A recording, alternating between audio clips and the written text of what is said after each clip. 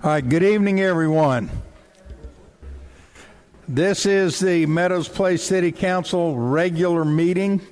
It is Tuesday, June 22nd, 2021. It is 6:30 p.m. We are starting. We are going to have a call to order and announce a quorum. We have a complete council here today, plus an attorney. We're going to ask everyone to stand for the Pledge of Allegiance and the invocation. And so I've got the invocation covered, and I'm going to ask Mr. Terry Hanley to lead us in the pledge if he can remember it. Yes. Allegiance to the flag of the United States of America and to the republic for which it stands, one nation, under God, indivisible, with liberty and justice for all. Let's pray. Lord, we come to you with thankful hearts for all that you continue to do in us and through us, both individually and as a community. It's such a blessing to be a part of this community. I ask that you continue to watch over all of us and protect us, God, our first offenders, the staff, the volunteers, those who serve in so many different ways, God. We ask that you are present in this meeting. Continue to help us as we make decisions for the city. Watch over us and protect us. Because then we pray. Amen. Thank you, Jimmy. And thank you, Terry.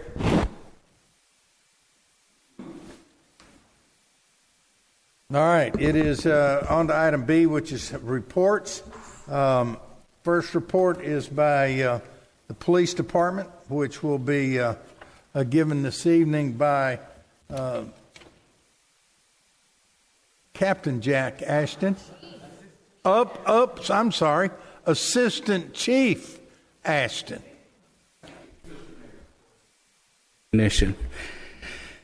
Mayor, council, citizens, thank you for coming out. We will start with our monthly stats for activity. Number of reportable accidents were 10. Number of arrests, 13. Calls for service, which are any calls for police service, 1,701. Citations issued for traffic, 200. Oh, I'm sorry, I skipped the reports. Number of criminal offense reports, 43. Citations issued for traffic, 226, with 381 charges. And then 4 citations issued for city ordinance violations.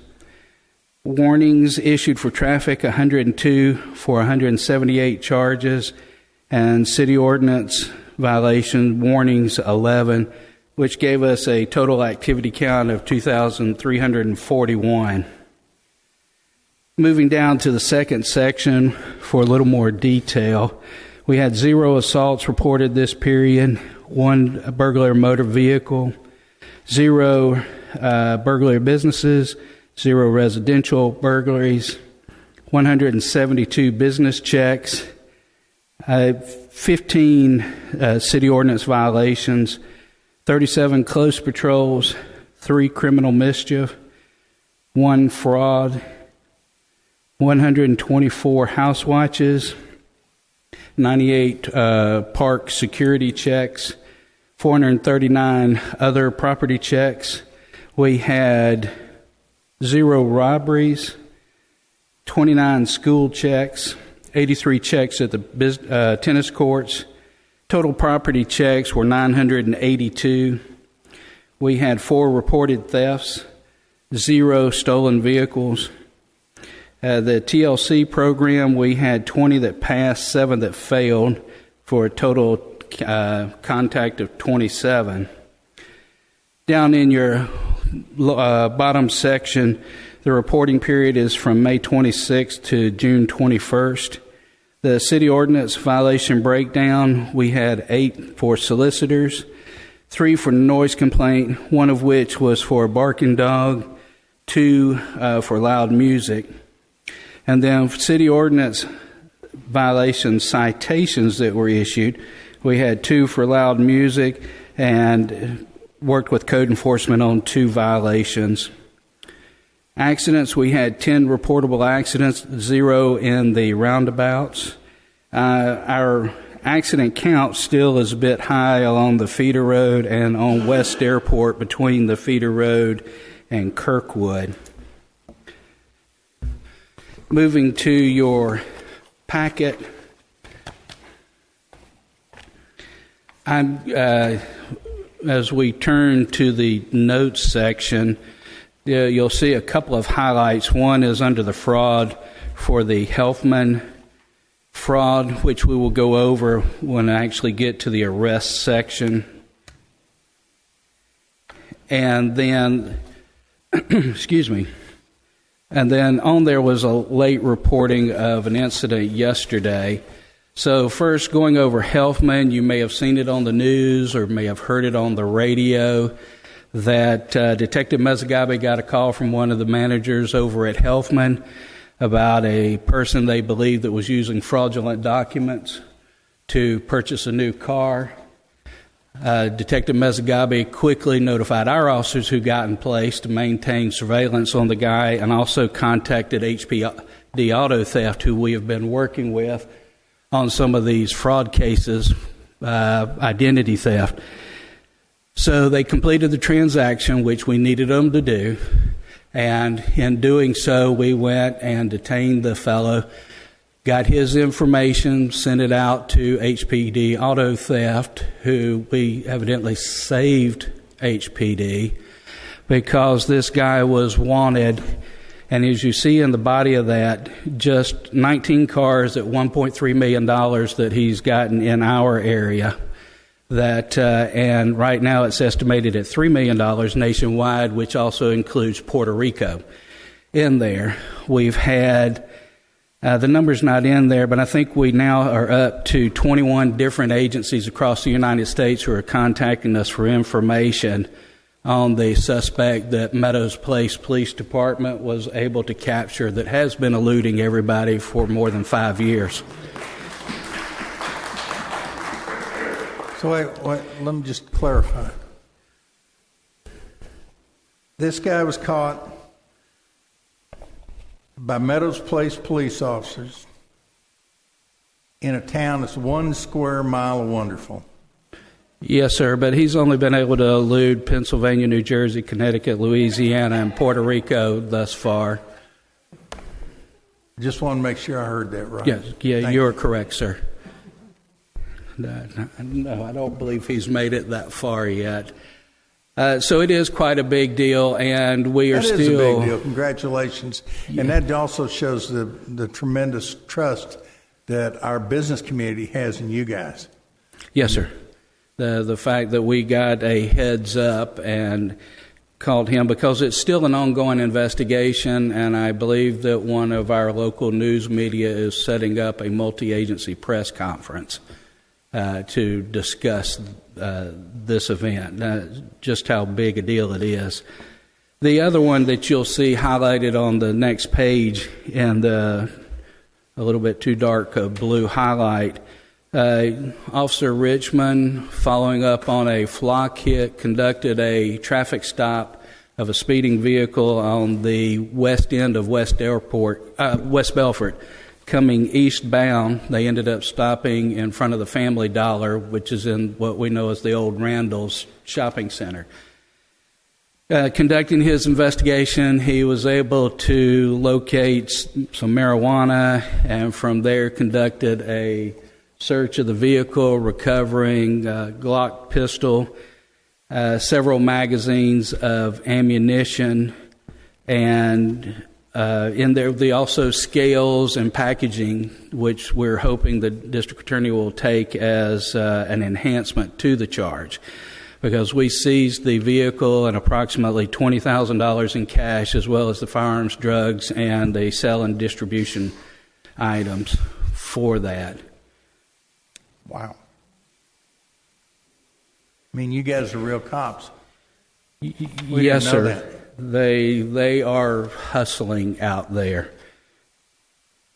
And then flipping over in the additional notes section, the chief requested that I leave his first section, which is about our COVID defense measures, and that we're still maintaining all of the necessary and prudent protocols.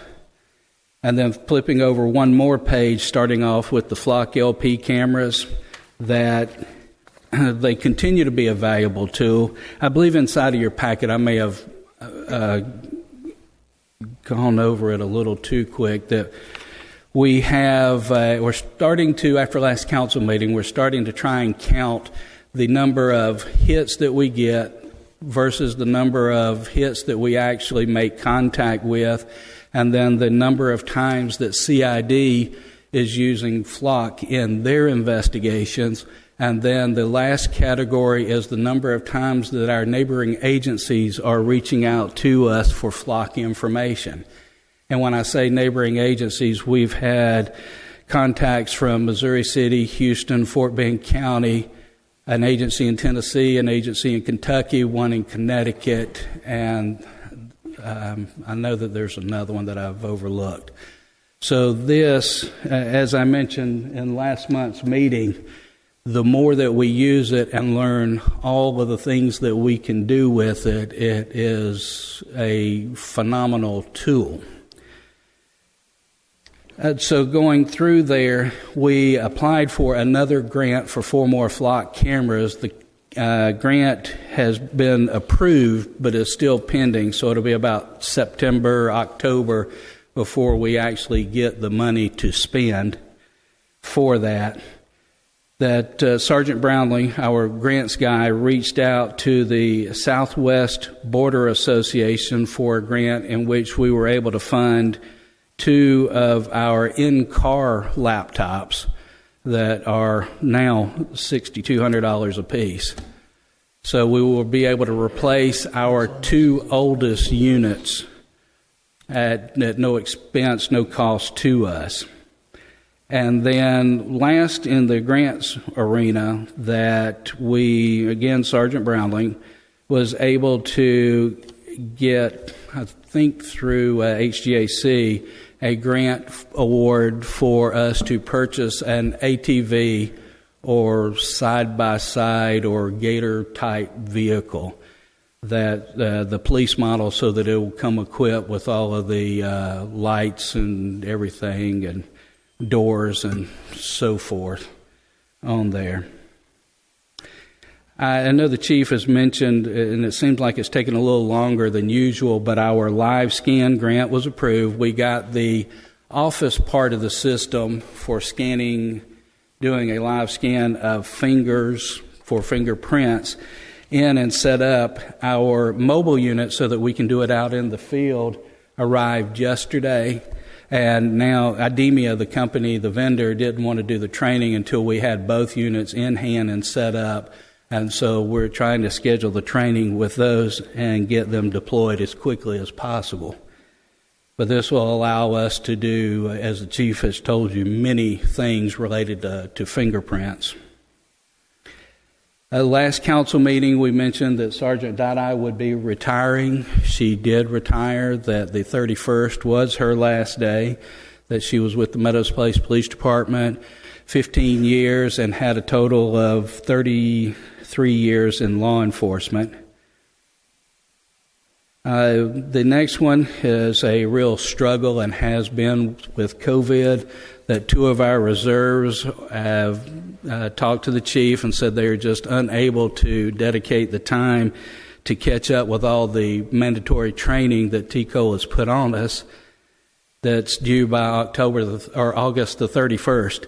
The problem was, as you know, with COVID, all of the in-person training was canceled, and many of these classes are sit-down only classes. So we're struggling to get all of the full-time people through there.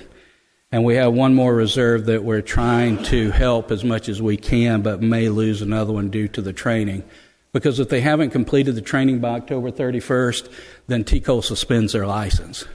There's not anything that we can do about it. That is a TCOL action. And the chief has in here a note about the Governor Abbott. T-Cole went to the governor to ask for an extension or grace, and it was denied. Shop 38, the 2021 Tahoe that was here briefly after being striped, is at the upfitter. We talked to the upfitter yesterday. The holdup on the car are the 2 prisoner partitions in there. They have assured him, the vendor has assured our upfitter, that they will ship next week. Shipping, they come by truck, so it takes about a week for them to actually get there. And then hopefully within a couple of weeks after their arrival, we will have the car in service. So we're looking at end of July? I'm afraid so. Realistically, yes, sir.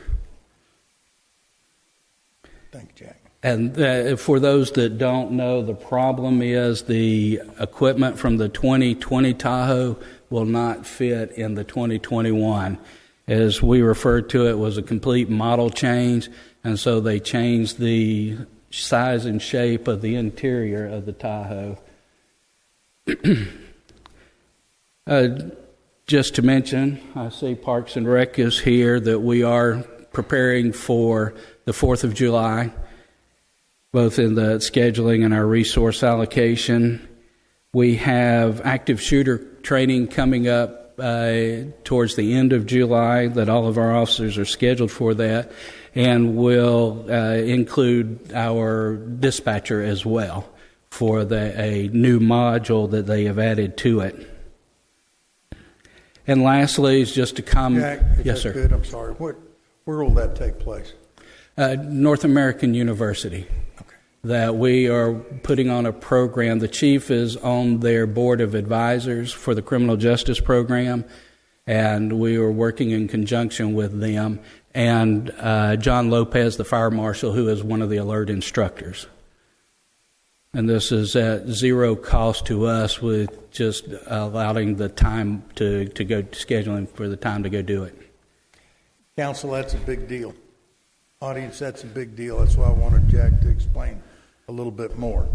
This is, again, due to good working relationship we have with our neighbor. For those that don't know, North American University is not in our city, but we work well with them. They've reached out to us several times. Our PD's responded, and we got a great working relationship with them. This came up, and the chief and others put this thing together, and our officers are going to be the one that benefit, and we can use their facilities, et cetera. Yes, sir. I didn't misspeak anywhere in there. No, sir. That's correct. And then Anyway, last... thanks to you and the chief for putting all this together. Yeah, yes, sir. The last comment in your packet, as we all are well aware of, since our freeze event, that we've been getting continual downpours. And the weather monitoring has gone from once a week to several times a day, 7 days a week, and trying to guess and listening to it on the Weather Service calls every day to determine what's going on and where it may come. So the point of that is for everybody to just be prepared.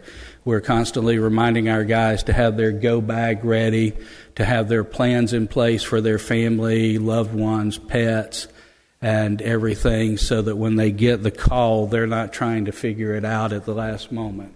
So for y'all as well, please have your go bag and plan in place. I've got no place to go, Jack. Sir? But I got no place to go. Yeah, yes, sir. We will see you at the EOC. Can I drive the Hummer? Yes, sir. All right. Council, any questions for Captain Ashton? Assistant Chief, I'm sorry, at that time it wasn't. Assistant Chief Ashton. Anybody?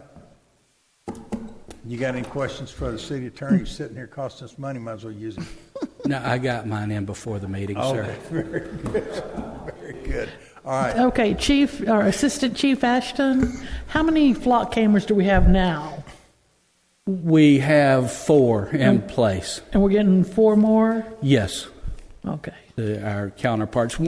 Just in quick, One of the things that we have discovered is that they get the alert within a matter of seconds once the license plate is read, but once it passes the camera, there are many places that they can turn or stop.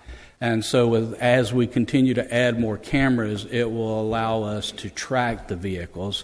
Fulshear, one of our northern neighbors, is increasing their number of cameras they've been very successful as well. We're using some of their ideas and how to put them to work, but they want to be able to track a vehicle a little bit better so that if the officer happens to be at, say, Derry Ashford and West Airport, and it's the camera that's right here in the area of Wallace State Bank, well, they've got to get from there to here. Unfortunately, that leaves a little bit of time, but if we have another one along the way or covering some of our other entrances to the city. Okay, now all of them were acquired with grants, correct? Yes, for a period of 5 years. Okay, thank you. I have something. I just wanted to say that every report that you guys give, I am amazed by what the police department is doing, and every time it's a new and bigger case. At this point, I think we might have to look into getting a media room for you. But I really am very impressed. David and I had the chance to sit down with the chief recently, and he told us all the great things and what you guys are working with, and I'm just really impressed by that. And I also want to say you guys are doing a great job finding grant money for various things, and I really appreciate that. It helps to elevate you guys and give you more resources, so thank you for that.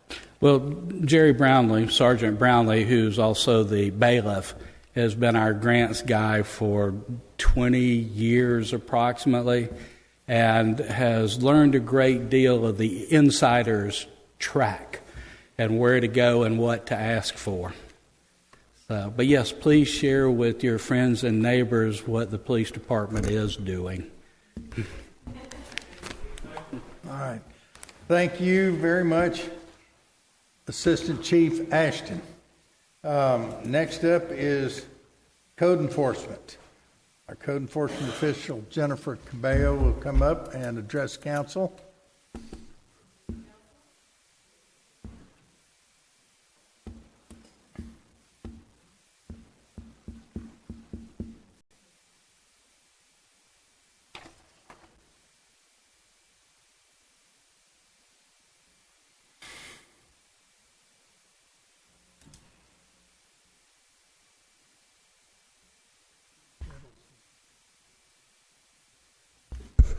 Good evening, Council. I'm here to share with you the numbers for code enforcement.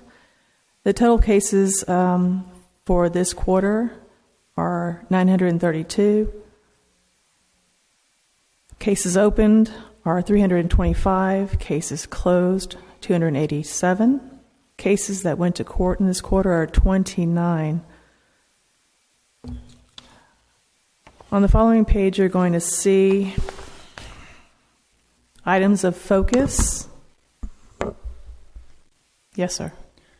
Did we skip over the note on code enforcement supervision intentionally? Yes, sir. Okay, so you're going to cover that later? Yes, sir. Perfect, thank you. The next page you'll see are items of focus. And these are homes that are unoccupied. And you'll see the details of what's going on with those, where they're at this moment. And the last page. And how many are there? There are... Could be 9? There are 10. 10? Yes, sir. And how are you determining what's unoccupied? Well, either I see that there's no water usage there, or get a report that it's unoccupied, or you can just tell there's no vehicles there. And we looked for 90 days of no one using water or no one being around or having a verbal a complaint, someone saying that they haven't been there for so many months. And we also do verify that through the water usage. Council, the reason I stopped her here, because I want y'all to know that she and Anna Maria and Rod are working together, and they are pulling reports, and it comes from low water usage. They single them out, and if they've got zero usage for 90 days, and they're also going to start, if they haven't already, feeding this information to the police department. So the police department has these addresses of unoccupied houses. Now, they know most of them, but every once in a while we'll catch one, or they'll be able to say, hey, you're missing one. So this is how the city is keeping up with these. And as you've seen, we've had a lot of substandard issues being raised. This is one of the reasons, is because we are finding these things. They are unoccupied, and we're working them down. And we've gone from a lot down to 10 now. Okay, Yes, sir. and that's significant in the, propping up our neighborhood. Continue that. Please continue to work with Rod on this, Jennifer, and thank you very much. I'll let you continue with your report now. Yes, sir. Thank you. So on the last page, you'll see the different types of violations and the numbers. So you can see the highest one are grass and weeds, dead landscaping and trees, rental licenses, grass and weeds in the cracks of the concrete. And further down, you see the rest of them as they fall out. But those are the top 4 that we have for this quarter. So on the very front again, we'll go back to the first page, the note for code enforcement supervision. I have been working with Stafford's code enforcement supervisor, Scott McElrath. We meet every other Tuesday, and we go over cases. And at any time during the week, if I have any questions that I need guidance on, I give him a call, and he is there for me. And what's the purpose of this? The purpose of McElrath's supervision is for me to be able to get my code enforcement officer license, and that should be in 10 months' time. And that's one way for a city like ourselves to be able to do that. And it works great. Scott's over here, she's over there. We've got a lot of interaction that continues to build the continuity between the two cities, which is a good thing. And I just wanted to say that I'm real thrilled that Scott's working with you. And I'm hearing good things about your willingness to work and take a look at how to do things and improve, et cetera, et cetera. So thank you very much. Yes, sir. I noticed, have you got anything else on this report? Nope, that's it. I'm ready for questions if anyone has any. I do. Rental licensing. Yes, sir. You had 17 violations in May, 1 in April, none in June. How did those get brought to your attention? And how did they get written up, and where do we stand? There's a couple of ways. One of the ways I run across them is if I come across a house that has violations, and I'll write it up, and I will plug in the address, and the owner's name and address may pop up at another location, not in Meadows Place, or in Meadows Place. That'll indicate that it is a rental. So I'll verify through Fort Bend CAD that address that I have the violation on is not their homestead. And at that point, I'll address it with Angie and permits, and if they do not have a current rental or even occupancy, maybe they just pulled the rental and they don't have a current occupancy, either way, I'll address it like that. So if they have not had their rental registry in, then you'll issue them a violation. Correct. Is that correct? Yes, sir. Okay, so that's kind of ongoing, but you really nailed a bunch in May. When are those all due? Are they all due on an annual basis per house? They are all due on an annual basis. Yes, sir. So if I rent a house on January 1, I've got to have a rental registry every January 1? Yes, sir. As soon as you start actively looking for renters, you Okay. have to have a rental license. And my house and one down the street that goes on April 1st, they're due on April 1st. I would have to defer to. I believe the annual expiration for them is June 30th. On every rental house? On every rental. Okay. Yes, sir. So June 30th. And do you have any idea how many? And I'll be surprised if you You do, but do you know how many rentals we have in this city right now? I do not. Anybody on the council want to guess? 150. 150. Okay. It's my guess. We'll see. 47 is what we've got registered. That's it. Yes, we've done a great job of working on that. We work them down, we find out, and when we chase them out and we find somebody just like Jennifer, it takes a lot of time to find some of these out, then we run them down and we get them to register. Okay? And then after that, once they're in there, when it's time for the rental registry, Angie sends them all out. And if something bounces back or if a house is sold, something's changed, we'll adjust it there. Kirk, that was a lot of folks guess it a lot higher than that. 150 is 10% of our housing stock. And I know that's where you were going, okay? We're actually significantly lower than that. And I'm very proud of that because there are people outside of Meadows Place that think we're all renters.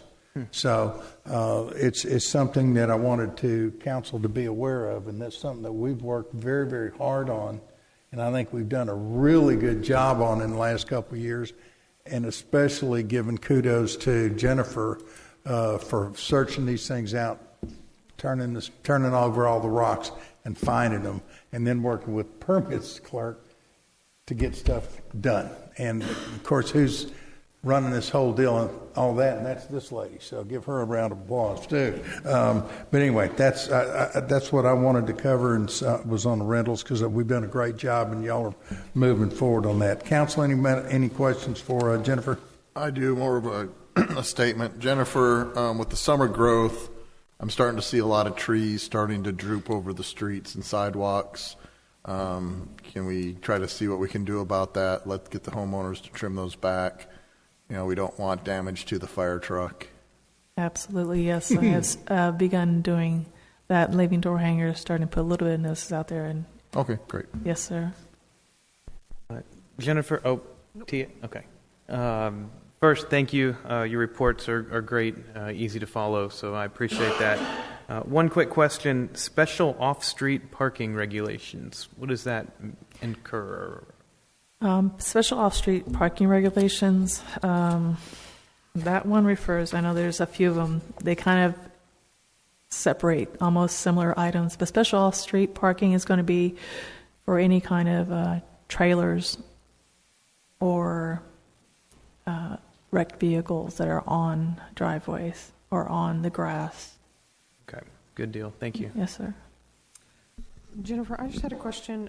I know the last few months you've been working on some of the damages that we had from the freeze. Yes. I've noticed that a lot of people have cut back things or removed things. How is that coming? Are you? It looks like most people are kind of starting to find replacements or taking care of stuff. Is that? Yes, ma'am. That is the case. But there are some, as you can see, majority of those that have gone to court or because they have not complied yet. Okay. And then do you deal with those individually with the people just to try to figure out what the situation is, or if it's whatever the situation may be? Because I know everyone has a different. Yes. Typically, I'll get a call from a resident and letting me know what's going on. And if they want an extension, I'll grant them one. Sometimes they don't meet that extension.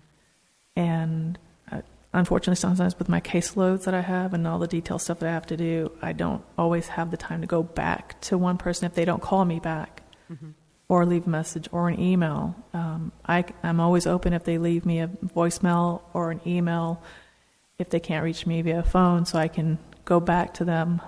If it's important to them to let me know they need an extension, I'll definitely grant it. But if they don't, and the date is come and gone. Okay. And that's really where I was also trying to get to. I know that you are very willing to work with people as Yes, long ma'am. as they're able to communicate with you. Yes, ma'am. So I just wanted to point that out and then also say thank you. I'm sure you don't get a lot of thank yous, so thank you for your hard work. Thank you. One quick note, City of Sugar Land, 21% of homes are rentals. So just to give some sort of basis for us to reference. they're at 21%. So Y'all quit snickering. So look a little harder. All right. Well, thank you very much for that input, Dr. Realtor. Appreciate it. All right. Anybody else, counsel, for Jennifer? All right, Jennifer, thank you very, very much. I do appreciate it. Keep working with Angie, keep working with Rod, and keep busy out there. And by the way, and for those that didn't notice it on the report, she's working every other weekend, basically.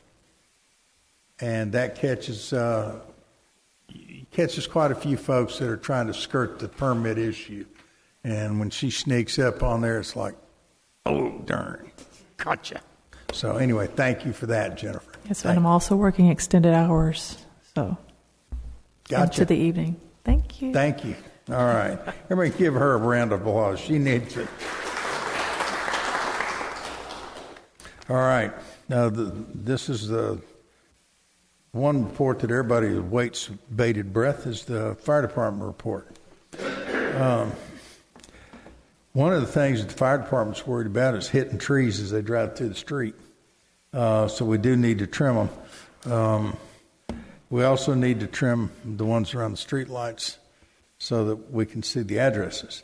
Our coverage this last period, we had a total of 39 incidents. 24 were rescue and emergency services for 64% of the calls. We had one service call, 11 good intent calls, and 3 false alarm calls for that total of 39. We've got it on a real pretty graph that I'm looking at right now. But it was coming in from, mostly we've got, again, the EMS and EMS calls with without injury. And we have some carbon monoxide detector and alarm sounds, those types of things. Several were dispatched and canceled en route, which is great. We want everybody responding. We want to be able to break them out of that firehouse and get them on the road. And we are able to do that because they're here. So with that, I will say the fire department, we currently have an outstanding relationship with the Stafford Volunteer Fire Department, both with their fire marshal, or their fire chief, and their fire marshal, who has been working in Meadows Place, and has we're District 4 for them, and done inspections at Soya Hut and Starbucks on plans and things like that. So we've been working, and hopefully we'll see some more. That concludes the fire reports. If anybody has any questions, I'll be happy to try to answer them or call John tomorrow. Item 4, City Administrator's Report. Nick Habe, City Administrator. Mayor, we got a big agenda tonight, and Yep. in the interest of time, I think I'm going to defer on my report tonight, other than to say welcome back into town. Thank you very much. I'm glad to be here. I'm really glad to be here. And I'm moving down to Mayor's comments, and I've already done the same thing, but I got one sentence on each item. We've off to our budget season. I would say that this is David's first time to sit through it, Tia's second. And I know she looked a whole lot more comfortable this year than last.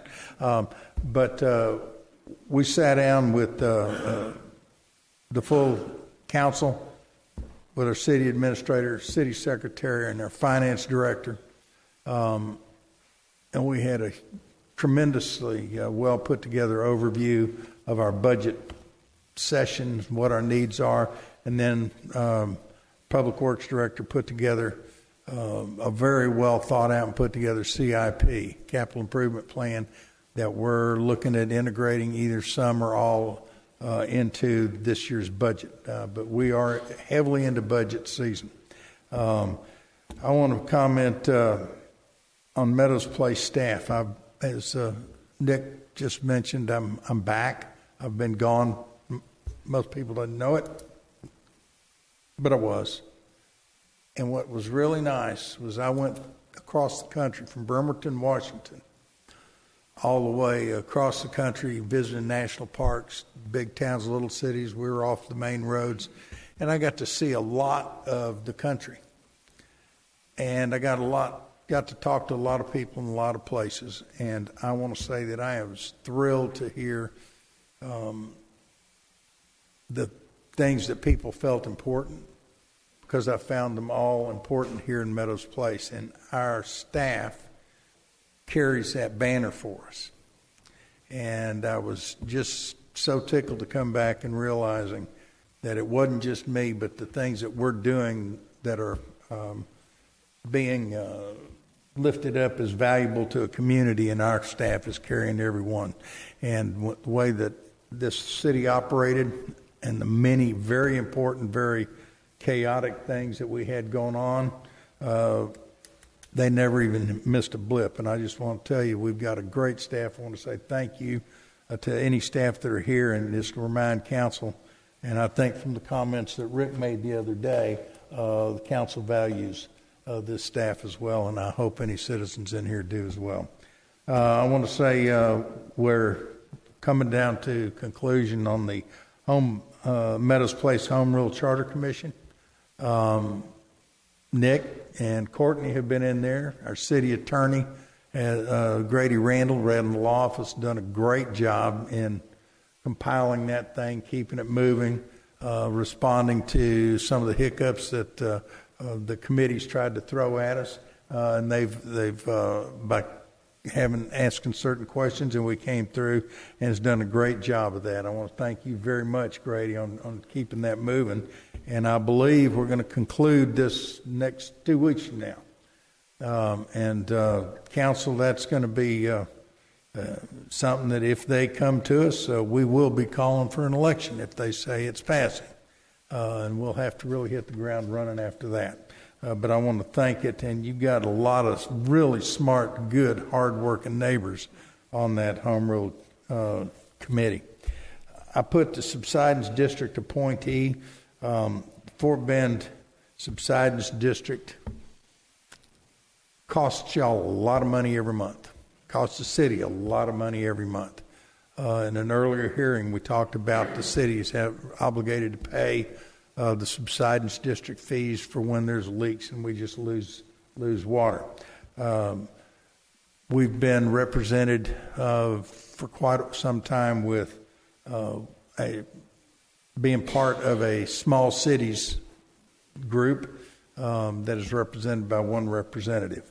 We have been asking, and it hasn't fallen completely on deaf ears, but they are going to assign 2 new candidates. One will be for Fulshear to get somebody on there, and another is a municipal representative that's the Fort Bend Mayor and Council Association has been asked to appoint, and we'll be talking about that Thursday, Council, for those that are not there.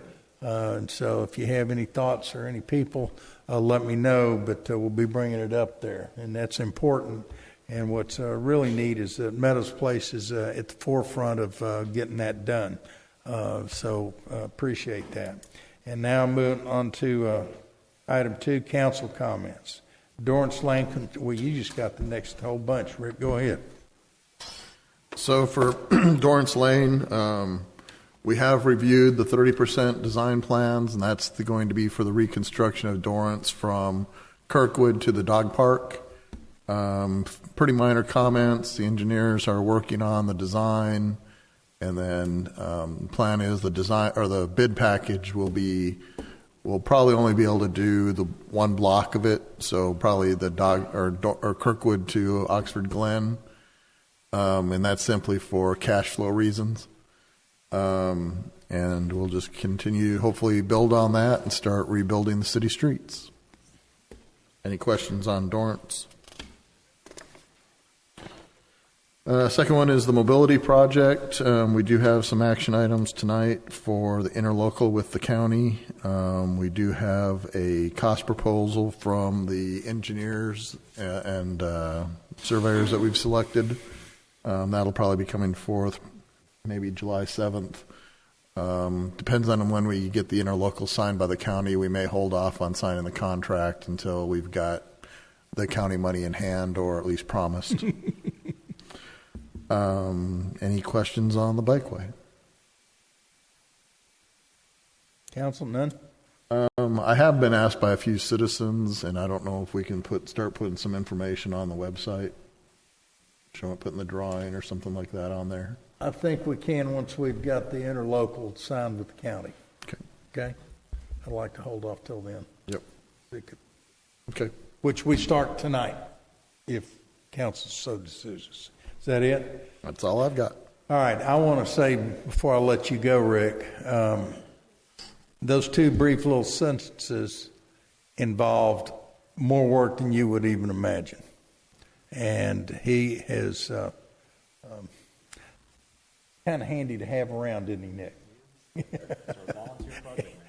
Yeah, volunteer project manager. He's Rick's put in so many hours that would have cost the city so much money. We probably wouldn't have been able to do a lot of this stuff. And he's the one to put the design and put this together after we mentioned it, because the chief wants a parking lot, and our parks director wants a bridge. So we managed to get all that piled in there. So Rick, thank you again so much. All right, I'm moving on to item D, regular agenda. Item number 1 is discussion and recommendation from the Planning and Zoning Commission regarding Vaquero Belfort Partners amending plat application for the property located at Restricted Reserve B and Restricted Reserve C, Block 1, CVS Meadows Park, 12381 West Belfort, Meadows Place, Texas. Have we received the recommendation from the Planning and Zoning Commission? It's coming right now. Oh, the chairman's here. I bet he's got it. So we met last night, had And who are you, Sean sir? Ulrich, chairman of P&Z. We met last night, had a lively discussion, and decided unanimously to approve the application for amending plat application for the property located at 123081 West Belfort Road. All right. Well, if you will hand that over to the city secretary, Absolutely. your job will be done. And Sean, thank you very much. All right. Do y'all have any questions for Sean before he disappears? No. Good. All right. Moving on to item 2. Discussion and consideration regarding Vaquero Belfort Partners amending the plat application we just received from Sean and the Planning and Zoning Council. This is a ministerial function. We must approve it if all the changes that we requested were made, and all those requests were made. And that's a word I learned, 17 minutes ago? I love it. So with that, I'll move to approve. Have a motion to approve by Rick. Second. Second by Kurt. Any discussion? Well, just to build on Charlie's comments, if this were a City of Houston Planning Commission, staff would advise that this is a shall approve item. It's interesting when you have to go to those, because they will still have comments from the citizens, and it's trying to get something turned down. At the end of it, staff will once again remind the Planning Commission this is a shall approve item. You do not have the authority to decline this, and it's basically it's if they comply with all your ordinances and all your requirements, you have to approve it. You can't just deny it because you don't like it. Which is where we are right now, and we have a motion from Rick and a second from Kurt. Is there any other discussion? Well, just so everybody knows, this is a very minor change to one corner of the plat, just so it matches their parking lot. It does not change the size of the detention. It doesn't change significantly the size of the parcels. Thank you, Rick. I should have put that in there. But you're pretty handy to have around, assistant project manager or volunteer project manager. All in favor? It's not like I do this every day. All in favor? Aye. Any opposed? Motion carries unanimously. Thank you, council. This is going to be a big deal. Now, this will be allowing them to move ahead. Hopefully, they'll submit their plans and move forward, and we'll get a. This just amends the plat. I understand that, Rick. It's a step. It's actually the first step in allowing that process. The next step is the important one. This is still the first step.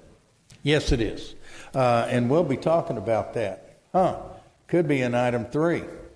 Discussion and consideration of an ordinance 2021-16 calling for a joint public hearing before the City of Meadows Place City Council and the Planning and Zoning Commission to be held on July 13th, 2021 at 6:30 p.m. City of Meadows Place City Hall to receive public comment regarding the application for a specific use permit under the Code of Ordinances, Chapter 153.095, auto parts sale for the property located at 381 West Belfort, Meadows Place, Texas. All we're doing effectively, council is calling for the date for the public hearing on July 13th, 2021. I'll move to approve the public hearing. Motion made by Rick to approve. Second by, I'm sorry, who was that, Kelly? Okay. Second by Kelly. Any discussion on this date? All in favor? Aye. Any opposed? Motion carries unanimously. That could be the beginning of the important one. All right. This item number 4 is discussion and consideration of Resolution 2021-13, authorizing the mayor to enter into an interlocal agreement with Fort Bend County for the mobility bond project number 20211 Bikeway at Meadows Place, Stafford. Basically, what I'm asking for is a motion to vote to approve. We already have an agreement pending with Stafford and in motion, and this gets one with the county, and we got to have them both. I'll make a motion to approve. Okay. Representative David, or Councilman David Mertens, Alderman Place 1, makes a motion. I'll make a second. Second by Tia. Bam, bam, bam. New guys rolling on. Any discussion? Wait, sorry, Mayor. I just noticed something. We probably need to amend the resolution a little bit on that third whereas of the resolution. It says the county will fund 80% of the $2.9 million. I think that might be misread a little bit. The county will fund up to $2.9 million of the project. Yeah, it should be 80% up to 2.9 million. Yeah, if we can say up to instead of the, I think that would correct it. Okay, the city secretary has it. So we're voting to approve as amended. And just for the record, I am going to have to abstain on this. And Rick's going to have to abstain on this because his group is leading. Yeah, my staff is ones that work and get this approved. So, okay, so everybody else is not going to abstain. Do I hear yes or no? Aye. Any opposed? Hearing none, motion carries. It's still unanimously with one abstention. I was stumbling on my words, sorry. And again, thank you so much for helping us out on that. Council, this is another big step. And how long does it typically take to get this thing run through county, Rick? 3 weeks? 4 weeks? Once we return, it'll get on the next available agenda. Today is Tuesday. I don't know that we will. Well, we don't have a meeting next month, but it can probably get on the July 7th Commissioners Court agenda. Okay. Is there any does any delay if Stafford doesn't go with their portion? Is this still goes forward with the Meadows portion? Correct. If Stafford were to pull back and decide not to go forward, they would notify us. We would notify the county.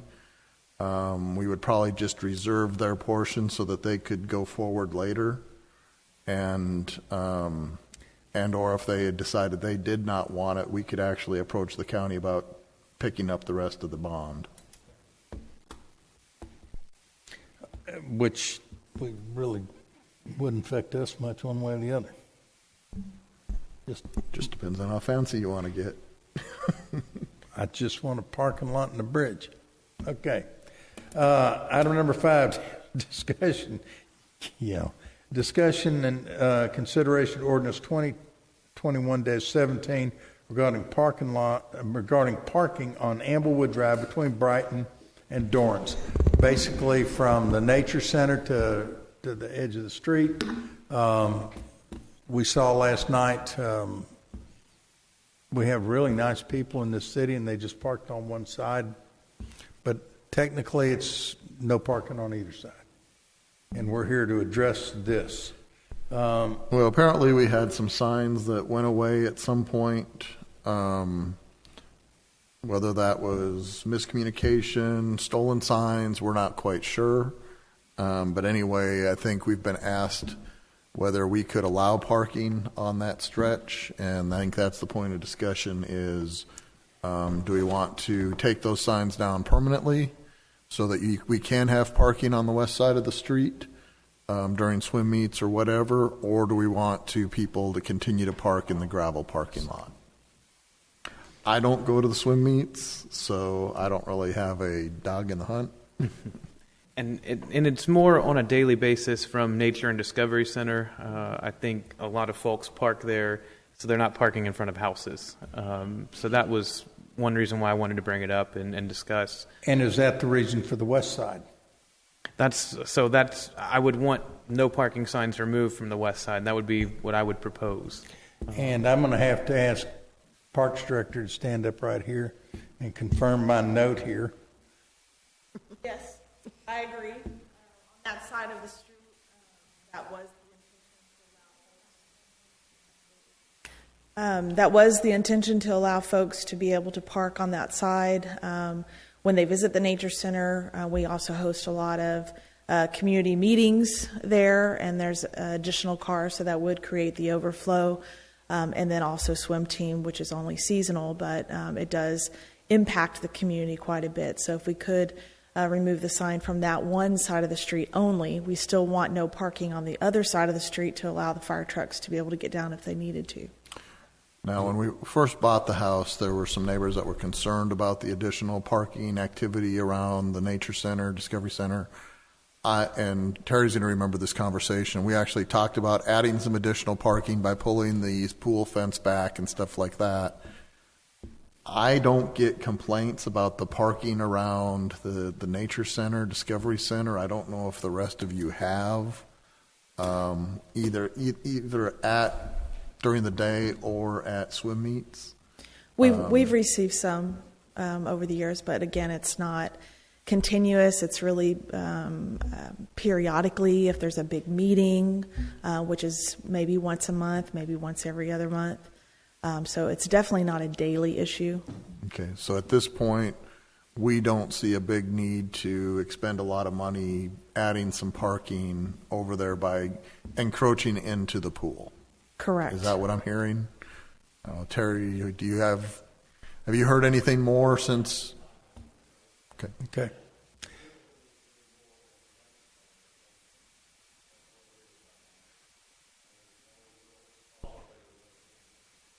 No, there's not.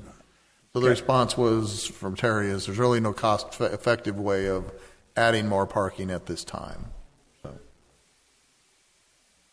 Now, again, so just to make it clear for me, because my concern was if we park on the west side, is that kids park their bikes there and they run up and down there, and I'm afraid they could cut through parked cars into the street. Whereas if they parked on the east side, that wouldn't happen as often because most of the kids are on the pool side. I would say I don't see that often. I see more people. They would have to cross the street to get in their cars and load from. That might be absolutely. more. And so I'm just bringing up both sides here right now. Because the traffic engineer says if you're going to allow parking on one side, it needs to be the west side. Oh, we're not paying attention to the traffic engineer. Thank you, Rick. But I just wanted that to come up as a topic of conversation because it has been with me. So what I'm hearing right is we are going to allow traffic parking on one side of the street. On the west side. And The traffic engineer says we ought to put it on the west side of the street.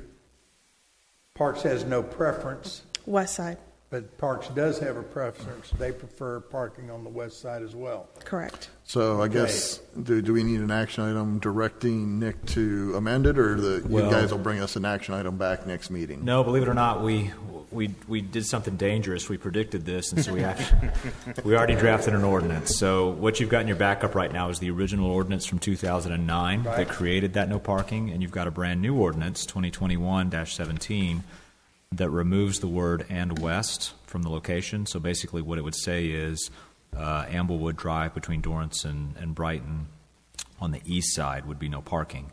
We would remove the west side, and that would allow for parking on the west side. So the ordinance is geared up and ready to go if you're ready to approve it. So to do that, though, I would need a motion to approve ordinance number 2021-17. Move to approve. Motion to approve by Kurt, I'd make a second. second by Tia. Any further discussion? What? Oh, to David? Oh. Okay. All right. All in favor? Aye. Any opposed? That one carries unanimously. Thank you, council. That's been a boogaboo for a while. I'm glad we're clearing that up. Thank you. Discussion and consideration of ordinance 2021, thank you, Colleen, for your input, -18, amending the city's general fund budget for fiscal year beginning October 1, 2020 and ending September 30, 2021, in the amount not to exceed $17,045 from the city's general fund balance to line item 100-060-565001, Parks, Mowing, and Landscaping for landscaping the city. If you've had an opportunity to look at your packet, there's that little handy thing you put on there. I'm sorry. You see where the bottom line is in the summary. We ended up needing additional funding because we turned over 3 months of maintenance to CMARC. And there's a lot of damage and some other stuff that needed to be taken care of, which were also covered by CMARC. So that's basically what we're doing, is that's $17,045 is coming out of general fund balance to move over into that to cover the costs incurred. I will move to approve. Motion by Rick, second by Kelly. Any further discussion? One of the things we need to start doing is also bringing forward adjustments on the revenue side to recognize the additional income we've been having. That'll help show that it's an offset. Well, that's a good idea. We're working on setting that up, so any money we get back from insurance, for example, on the revenue side of the ledger, we'll be able to account for that. Because some of this we have been able to recoup some of the costs from the cars that have hit the roundabouts, things like that. We need to recognize the income, not just the expense. All right. Very good. So I had a motion and a second. Did we vote? I don't think we did. All in favor? Any opposed? Wonderful. Motion carries unanimously. This is item number 7, discussion and consideration regarding installation of an electronic sign at the Meadows Place Community Center for communication. This is also in your packet. This has been brought forth. The summary that you have here is the current marquee, which we use to communicate, is old. It's mechanical. And staff would like to change the board to electronic sign utilizing current frame and an electrical outlet. So the electronic sign provide up-to-date information to our community. Additional authorized users such as PD would have immediate access. Multiple messages can be displayed throughout the day if we needed or wanted to. And staff recommends authorizing the purchase of an electronic sign to be placed at the community center on city property once the funding source has been designated by council.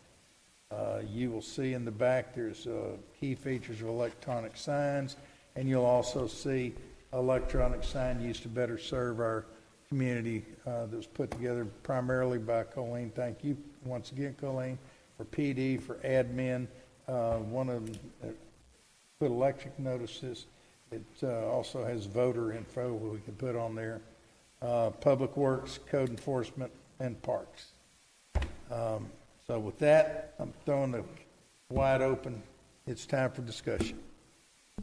Anybody got any comments? Well, I'll start. I have heartburn with the city doing something we don't allow our businesses to do. And so if we are going to take this up, I'm going to ask that our P&Z reevaluate our sign ordinance again for the possibility of opening this up to our businesses. Understood. Any other comments? Sorry about that. I think having this sign gives us the ability to do some additional communication with our residents. I think the fact that it can change every 10, 15 seconds, we can put multiple messages, people walking, riding bikes, going in and out of the swim meet. I just think it's a much better way to get messages out.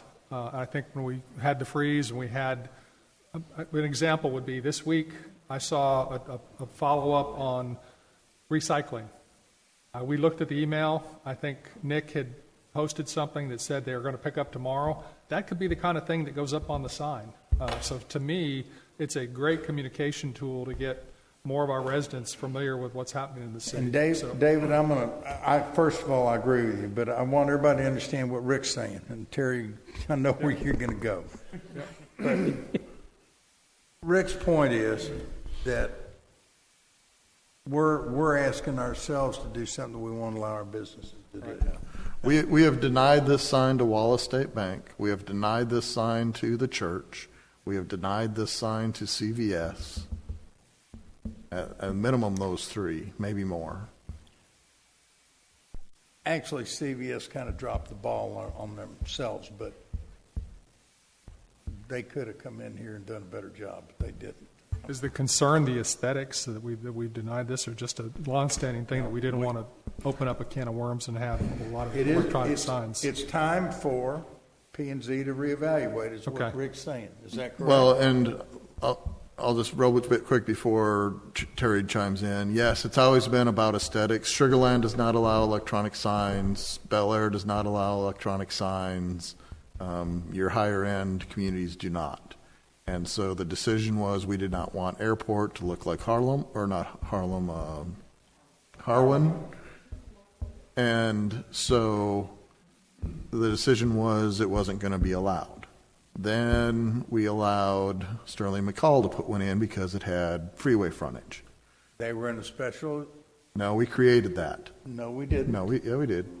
Yes, we did back in 1986. No, we had an ordinance that we did so that they could do it. That's how we got our 10% time, and we legislated how often they could change it. But that was because no, it wasn't. Yeah, it did. I'll show it to you. And then, and then we allowed the school to do it. So this is a completely different council. This is a completely different P&Z that made those previous decisions. Harry? Okay, the first comment has to do with the first electronic sign we got in the city for the ball field, Wallace State Bank, and it was approved to go in. Since the municipality is approving it, it's okay. All right, that was the first one. And I've been pushing electronic. Don't forget Walgreens. Sir? Walgreens was the first? Walgreens. Okay, but that wasn't approved. Walgreens wasn't the first. That's correct. And actually, Walgreens slipped through a crack in our ordinances. That's correct. Building permit.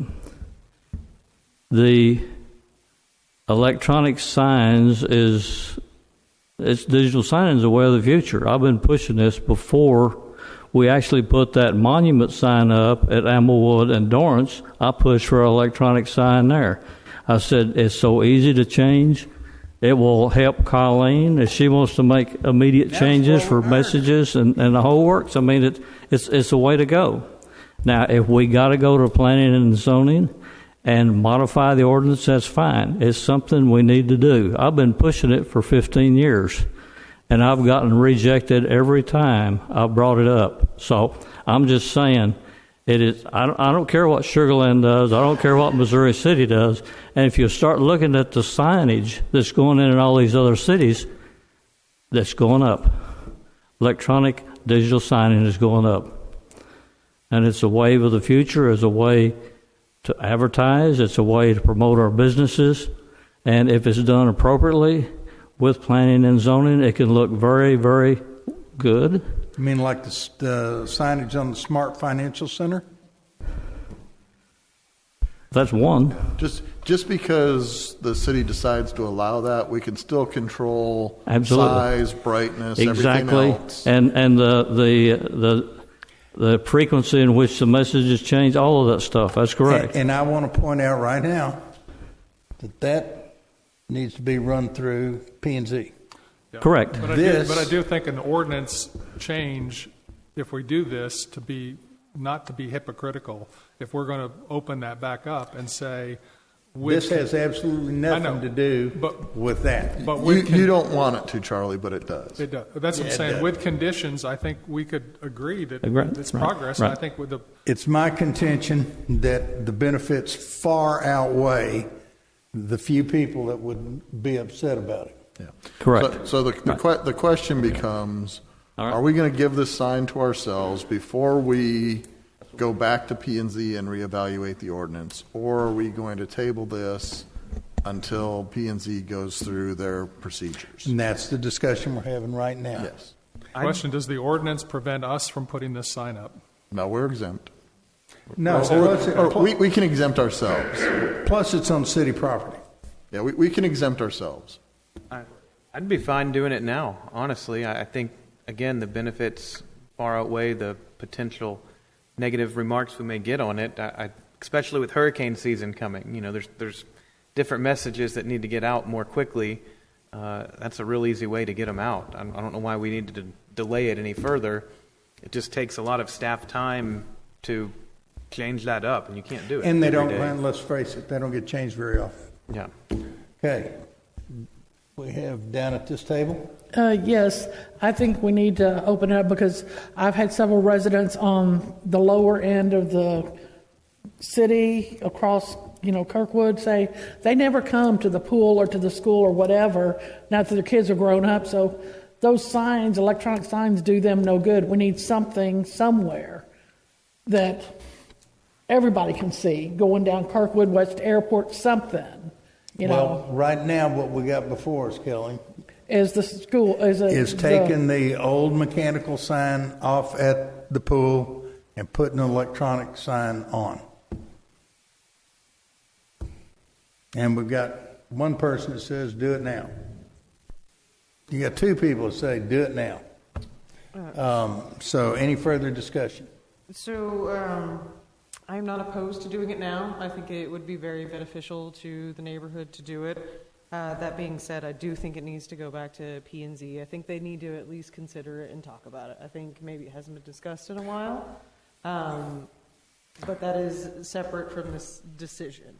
I would also like to know if we've identified the funding source, and is it an additional cost to us per year, kind of what that, is there anything that we pay for that service? Good question, Tia. Yes, there is an additional fee, and that fee is $30 a month. That $30 a month would allow Mayor, PD, myself, the account holders access to be able to change that sign. So basically, it's connected with AT&T or Verizon, and it's just that user fee that all of us would be able to log into that code. So it's $30 a month. The sign that are the industry standard, there's many manufacturers out there for these signs, but the industry standard right now, it's a 5-year warranty on the sign with 11 to 15-year lifespan. And a 2-day turnaround. So if a panel failed on it, they could get you a new panel to just pop back in within 2 days. And then do we have a funding source for this? It hasn't been identified, so I would encourage us to talk about, if we do it. Colleen did put an estimate in there in the backup on a cost on a sign like that. So what we could do is obviously would not have to competitively bid this, but if you wanted to, if you authorized us to go ahead and purchase it and put it in, we could then bring a budget amendment to you at the next meeting to rectify that. All right, so here's where we are. Sean, you're still here because you said it takes you a while to get gone. You have heard this council would like for P&Z to bring forward the issue and revisit it regarding electronic signs in businesses, if it's limited or wide open or whatever. I'm sure you can get Terry and probably Rick to join that meeting and visit with you, okay? But if you would contact Courtney, maybe tomorrow, the next day, get something set up to where they come in and they revisit. I agree with Rick. It needs to be revisited. If the people in this city say, nope, we still don't want it, well, then so be it. Or if they look at us like saying, did y'all recognize this is the 21st century? Come on. That's fine, too. But we have to have it, and P&Z needs to run through it, so if you would take care of that. Okay?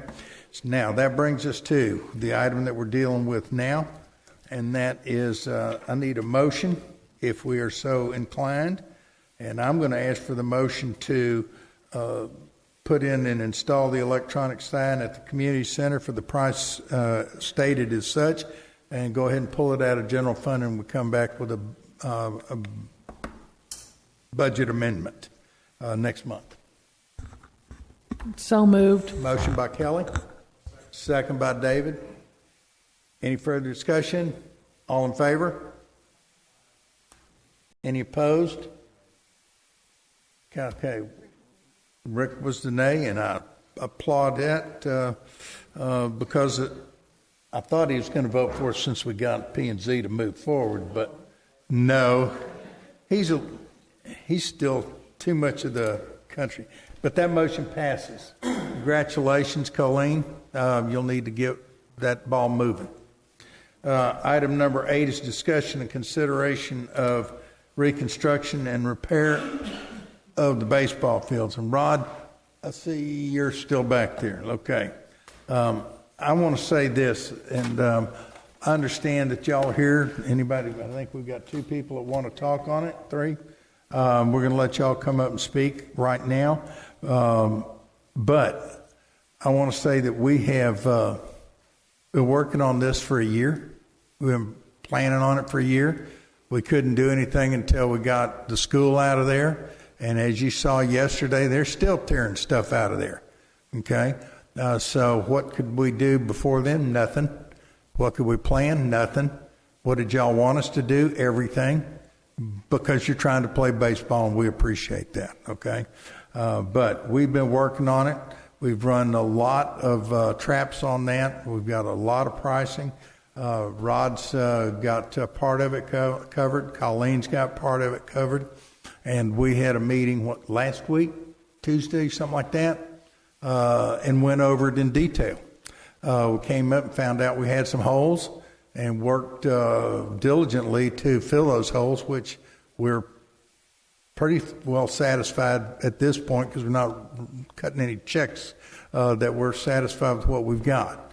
Now, I'm going to let, I've got these order of James, Brian, and Pam. So, James, let me set my, I'm calling James Fields up. This is how I got him. So, do y'all have an order is that what y'all trying to do? Yes. Okay, what's the order? Brian, Pam, and Brian, and then James. Okay, well, y'all got that, and Pam, you're still welcome to come speak. Hold on just a second. I need to get my stopwatch on, and she's got to get the information. On your mark.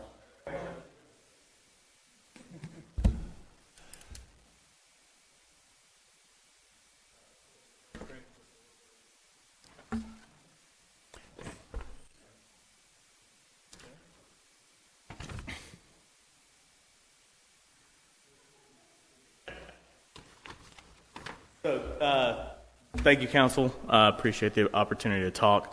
I wanted to give you guys just an idea of the main. Would you like to address the council? I would like to address the council. My name is Brian Frame. I live at 11927 Meadow Trail Lane. I just moved there recently. Welcome.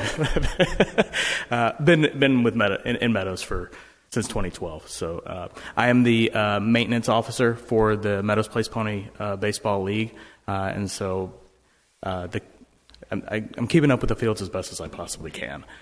What you're looking at with the handouts is so this is what the one field that we have available looked like after our first field day or field maintenance day, and we felt really, really proud of that field and how good it looked after that day.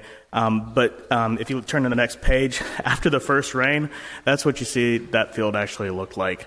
After the first rain, it was absolutely unplayable for days afterwards. And we have the best volunteer participation, I think, of any organization that's in Meadows Place right now. If you look at the next page, you'll see people out there with shop vacs vacuuming out the water from the field. We vacuumed out over 300 gallons of water from that field to make it actually playable for the game next day. And the next picture shows what that field looks like after we did the maintenance on it after that rain. We thought that we were going to be able to play games the next day. It was muddy, but we thought that the rain was actually going to come out. The next picture is the field the very next day with no rain afterwards. Rain seeped back up into the field. You got a minute and a half. Okay, thank you very much. Rain seeped back up into the field, and again, it was definitely unplayable for several days afterwards, right? And that's the one field that we had available besides the temporary field for last season. President James, he's going to talk about the participation of the residents in the Meadows Place pony field, as well as the non-residents that come in as well, and just the condition of the fields themselves. You got a minute. 1 minute. Thank you. The conditions of the fields themselves. It could be negative press for Meadows Place, as we see that as people come into the neighborhood and see the condition of the fields and how they're going to be, and that type of thing. But I think there's 3 fields that could be available, and we're talking about making repairs to one field right now. I definitely think that consideration can be made, not necessarily this year, but in the future, for the other 2 fields that are available there, so that they can be usable as well. And I definitely appreciate consideration in that regard. So, thank you very much. You got a few seconds if you Absolutely. want to say go. No, I'm good. Again, I appreciate having the fields available to us, right? And being able to play on the fields, regardless of the condition that they're in. But thank you very much. All right.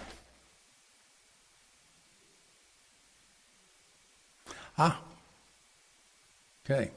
I'm Pam Huddle. Thank you for letting me speak.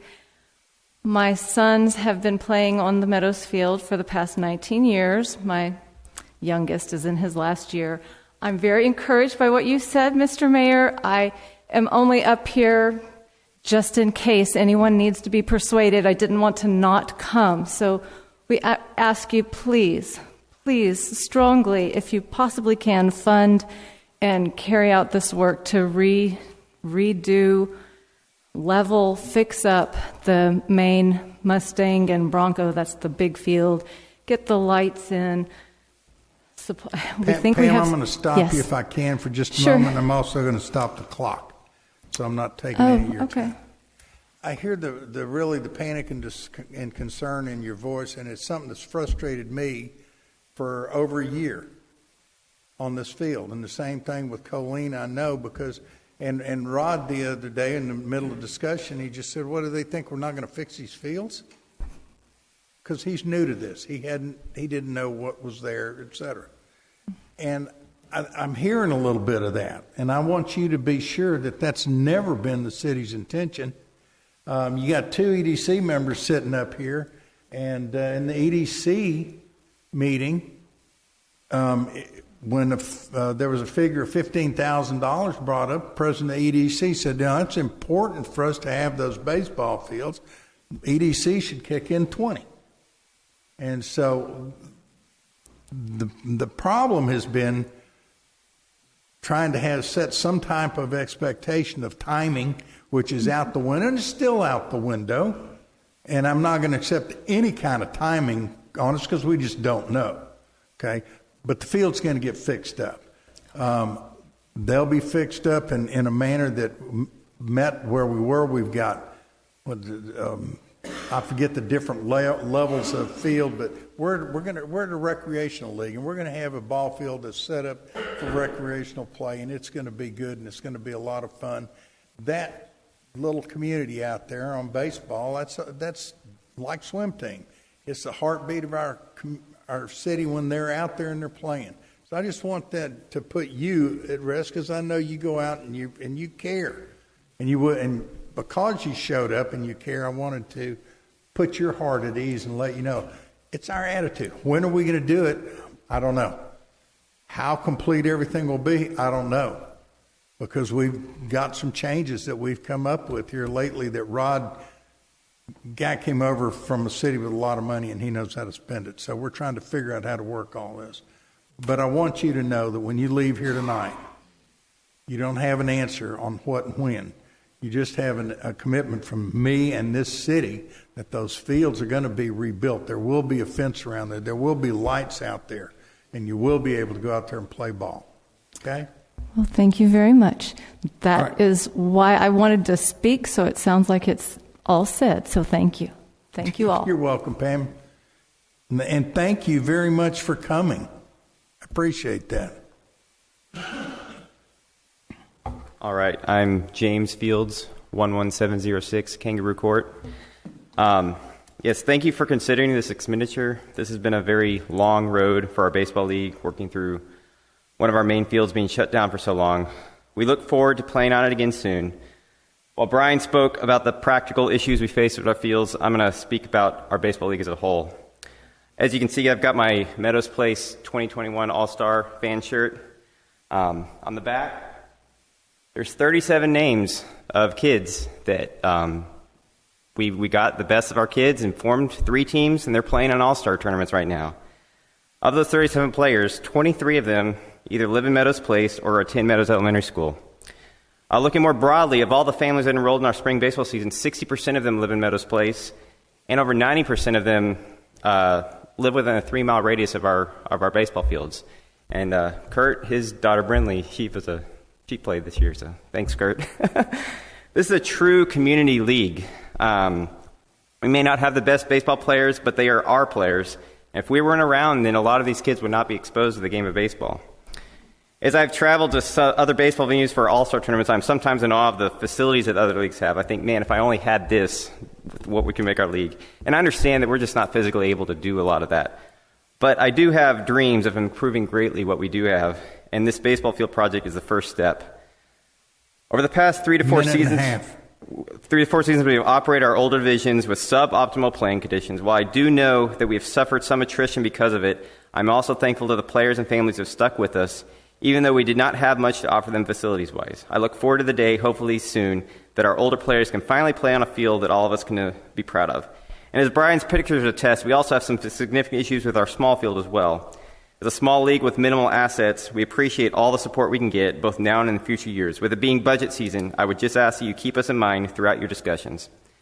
It wasn't so long ago, probably after a long field prep day where it felt like we were just spitting in the wind, trying to fix all the problems with the baseball fields. I foresaw a day in the not too distant future where if we didn't do something major to fix these field problems, that the numbers of our small league will continue to dwindle until it simply just cease to exist. I'm happy today that the city is considering to take the first steps to make sure that that day never happens. I look forward to many years of the city and Meadows Place Pony Baseball partnering with each other to bring a high-quality baseball league that everyone can be proud of. Thank you. Thank you very much. All right, James, let me ask you a question.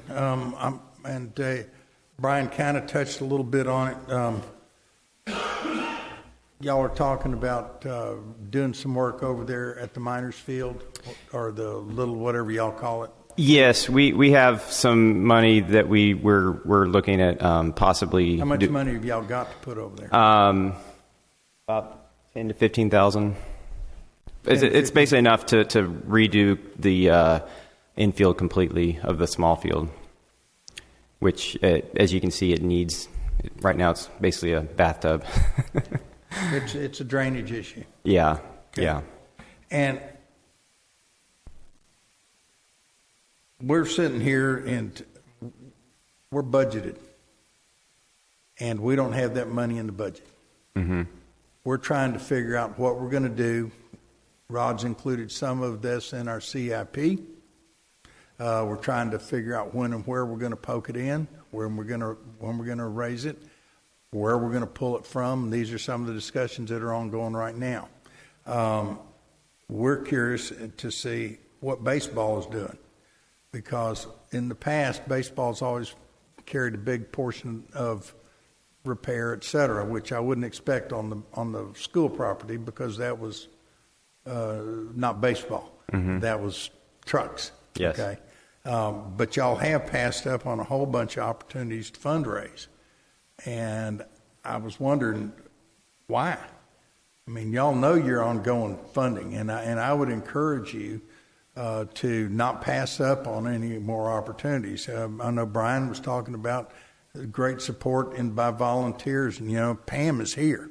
I know you can count on Pam, okay, but I would encourage you to get with the rest of your parents and have them step up a little bit and show up at some of these things and sell peanuts or popcorn or Cracker Jacks or whatever you can at some of our city events to try to increase your fundraising. Okay, we got the 4th of July coming. I'm assuming y'all are engaged in that. So I'm good. I'm glad to hear that, because that hopefully will be profitable for you. That's a lot of money, 10 to 15 grand. I wasn't expecting that. So. Yeah, I'm glad too. I know. I feel like we've done a lot of fundraising, and so I would contest that we've done a lot, and we've raised a lot of money in the past, and we've done well with our budgeting and cutting expenses. So, I mean, we're doing a lot. But we're faced with a lot of coming up, and if y'all are going to be wanting to make this someplace you can be proud of, y'all might want to look at getting with folks and deciding where you're going to spend it and when. If all of that's going to go on the minor fields for a drainage issue, and I understand that it easily could, I really do, then what do you got from there? Baseball has been a big part of this community since before I got here. Terry Henley and Mr. Johnson went down to what's now across from Sam's and built a baseball field. Then they stuck one out in the middle of the field out there about where the path goes over to the lake, and they put one up, and that was the Majors field, and it had a 10-foot backstop. Man, was everybody proud as peaches of that. So we've continued to grow, and we want to continue to grow. And one of the things that we're going to be looking at is what do we do. So I appreciate that, and we're going to get some input here from Parks and Public Works right now. Okay. All right, thanks. All right, Council. Mayor. Can we say something? Yeah. Sure. Okay, number one, I was involved with the league this past season. Sheila Lee and I went up and worked concession stand. Baseball did do a lot of fundraising. They did auction baskets. They practically sponsored, I've been after them forever, sponsor the fence, sponsor the dugout, sponsor dirt on the ground. People will pay for it. They did. Okay, and my thought is the league is real big out here. Okay, my son started when he was 4. He was one of the original, thank God they, Mike, I can't remember his last name, let Dakota play, because before then you couldn't start playing out here till you were 6. He was he was actually 3 turning 4. If you went to his wedding, his best man, he met at Meadows All Play. Jesse Ramirez, one of the groomsmen, he met at Meadows All Play. These kids are friends for life. We're not just talking, oh, hey, we played together, never see each other again. And if we can afford 17 grand for Dorrance that people won't even look at, or whatever Kirkwood project to trim some trees or plants, fix the things we can afford to fix our baseball fields up to standards to where the kids won't get hurt. When we have our community gatherings, kids are on the fields playing kickball or whatever. So it's not just baseball. No, the community uses that field. Yes, and what I'm saying, I want to see this field's bought back up to snuff and maybe better. I know it's not premier baseball. It never will be. But we can do good to our fields. And the league, for the record, did work hard raising money this past season that I saw. Well, if they got money in the bank, then they did. I was going to echo what you said. I think you guys did a great job fundraising. And I just want to talk on the volunteer aspect. Sometimes when it came to the fundraising, they're getting tapped out. I mean, the volunteers that we do have are on all the different leagues, and I'm seeing it on the other side. I mean, the same people are coming out to volunteer, but it's not always enough, and they're getting taxed. And I know you guys are feeling it, and I see it on some other side. So sometimes I think when they say no, they actually want to say yes. They just don't have any volunteers to really help them out. Sometimes that is the case. So, absolutely. It is. All right, now it's time to hear from some folks that have been engaged in the city point of view. Rod, I'm going to let you go first, since you hit me up with more money here a few minutes ago. I'm good at hitting you up for more money. Good evening, Mayor and Council. Recap this situation with Fort Bend ISD baseball field. It's called the Majors. The construction damaged the field fairly substantially. There are 4 major components. 1 is the irrigation. 2 is leveling the field. 3 is the fence. And the 4th big one is the lighting. We all thought that Fort Bend ISD was going to repair those lights, that pole, and they've chosen not to. The meeting last week, we covered a couple of the items. We talked about getting the sprinklers repaired for under $5,000, having the fence repaired for under $7,000, and doing the landscaping work or the leveling of the field for less than $20,000. As of this afternoon, I received an updated quote from Techline Sports for the lighting, replacing the pole. And if we replace the pole and put in the same lights that are there, the metal halide, that'll be a cost of $38,600 for 1 pole and 6 lights.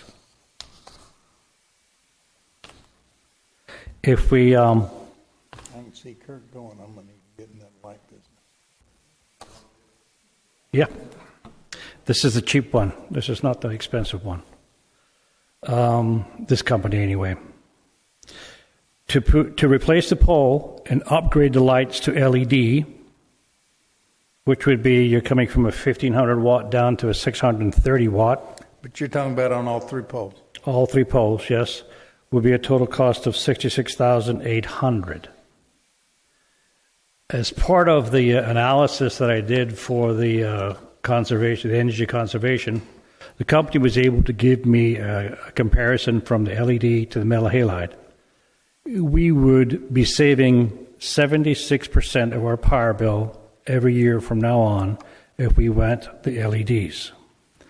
The other thing that needs to be considered is the old lights are becoming very, very hard to replace. Keep going. So it would be staff's recommendation if and when this project is funded, it was in the CIP for next year, if you choose to fund it early, that we use the figure of $5,000 for the irrigation, $7,000 for the fence, $20,000 for the leveling, and it is my recommendation to go with the $66,000 for the LED conversion. We would save money long term. There was a handout that was late in coming, but it's there for your reference, and it does show the last page shows the the actual savings. Every year we have an energy audit that we're supposed to reduce our energy consumption by 5%. We're not meeting it. This, as a secondary issue, would help us meet that. So the total is roughly $108,000. You have anything to add, Colin? All right, let me ask you a couple of questions that I happen to know the answer to one of them, I think. That whole area that was torn up includes from the all the way up to dang near up to Dorrance as far as irrigation. Mm-hmm. What we're talking about here for the under 5 is going from through basically the baseball field up to the classroom. Just the majors field. And it will connect you to the next set of irrigation, but it doesn't fix it. Is that correct? It doesn't fix it because this irrigation was set up in series. I have to fix the majors first. I have to get water supplied to that next section before you can get an estimate to repair it. Understand. Okay. I just want to make that clear. This is strictly going to get the majors field running. And I would also like to make a clarification on the quote that Rod provided, the $20,000 for the field repair. That's for the infield. That's not the outfield. The outfield, we would have to look at more of a recreational field use versus more of a sport type field. So that might have to be done in-house versus contracting out if funds were tight. So an additional to add the outfield is a minimum of 20 is what we're seeing as well. So it kind of matches the infield. But for playing purposes, I believe the infield is quite important, correct? Yeah, the infield is the priority in this project, and that's why we included that fee. And to recap this all together, when we knew we were going into this project, it wasn't because we just said we need an upgrade to the field. It was because there was damage done through the school construction and greater damage as the project went on. Initially, we thought we just needed to fix the irrigation, resurface the field, and put a fence back up. Well, and as Rod stated, now we have a light pole. So the fee has gone up tremendously beyond what we first anticipated. And when we first started talking, we thought it was still within our grasp to fix it and repair it. Now the ask is bigger. I just need you to understand why the ask is bigger. We're put into a situation where we need to repair it back to what it was at least. And there is a cost obviously associated with that. But hopefully keeping in mind what the ask is tonight, then the additional funds from EDC could quite possibly go towards the outfield if that's what needed to be done. One question real quick, Rod. The light pole, that was the first I'd heard of that.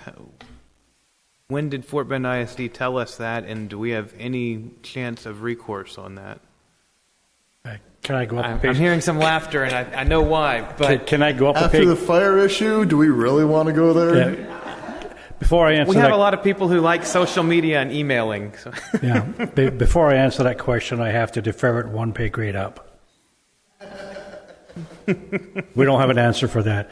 The light pole, when it was removed, it was what we call a direct bury. It wasn't set on a pedestal, and so I had to be cut, and so it was damaged and thrown away. The one we're putting in is also a direct bury. It would be more for the foundation. It's a lot of money. It is. The reason I would push for the LEDs is that everything we look at nowadays is LED. It saves so much money. In fact, I know that the 6 lights that he is proposing to put on this light post for the metal halogen, that's the last 6 he has. So I know it's more expensive, but we will recoup those savings as we go on down the road with regard to our power bill. All I can say is if you walk into City Hall to meet part of that requirement that Rod was talking about and to save us money in the City Hall, we swapped all of them out to LEDs. When I came back to, yes, even these, when I came back from my vacation, I had no air conditioning and I had no lights in my kitchen. Does anybody remember what the school paid for their permit fee? And what did we end up expending with our review company?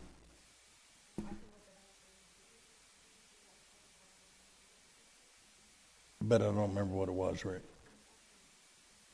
As I remember, that fee we charged them for their permit was substantial, and we actually talked about at the time reducing it, refunding some of that once we knew what our actual expenses were. I'm no longer inclined to do that, and we apply the extra towards the fields. No, I agree. I like your idea, Rick. Thank you. Well, I can tell you the 25% that we paid to BBG was $12,691. So it'd be 3 times that. Minus that 12. Okay. So my point was when we got my air conditioner fixed and we stumbled around without lights in the kitchen until I could get a company out, because the electrician's a little busy right now, to convert from fluorescent to LED.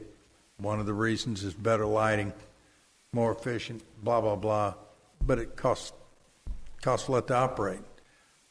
Rod, I don't think you got to push this council too far to get them to agreeing with your choice on the LED. Would that be a fair statement, council?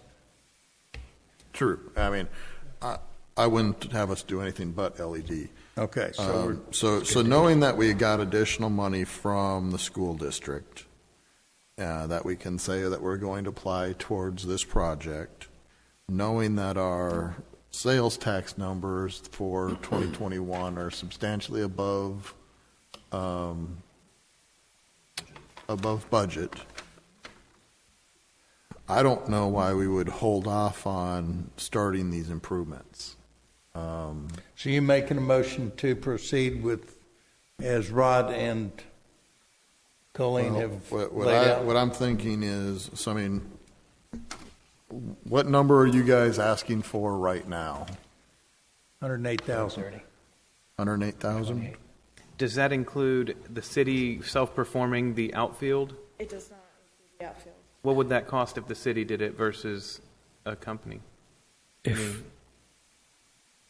the base number that we have at this point in time for the irrigation, the fence, the leveling of 20,000 and lights is a total of $108,000. That does nothing for the outfield. So the additional for the outfield, the quotes that you guys have provided was an additional 20,000 for the outfield. It's that first 20,000. I moved to allocate a maximum of $150,000 to the baseball repairs, just to give them some leeway to work with. All right, so we got a motion here to begin construction and reconstruction on the repair of the Majors baseball field with a max or do not exceed of $150,000 right now. Okay, so I got a motion. Do I have a second? Second. Second by Kelly. Any further discussion? Yes, Dave.